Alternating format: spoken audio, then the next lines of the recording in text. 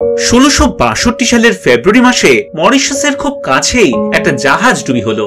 কোনো মতে প্রাণে বেঁচে কিছু নাবিক পৌঁছলো একটা ছোট্ট দ্বীপে। একই জাহাজ ডুবির মতন একটা ভীষণ কাণ্ড, তার উপর এতক্ষণ জল পেরিয়ে আসা, পেটে বেজায় খিদে। সামনেই চোখে পড়ল বেশ বড় সড়ো এক জাতের পাখি, হাঁসের চেয়েও বড়, কিন্তু উড়তে পারে না। সবচেয়ে আশ্চর্যের ব্যাপার, মানুষ দেখে ভয়ও পায় না।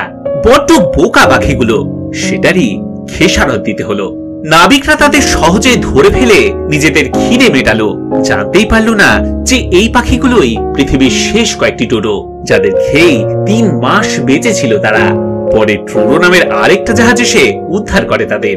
তবে উদ্ধার করা গেল না সেই ডোডোদের। ততদিনে তারা বিলুপ্ত হতে বসেছিল সেই দ্বীপের একটি গাছও, যাদের ফল খেয়ে বীজ ছড়াতো ডোডোরা।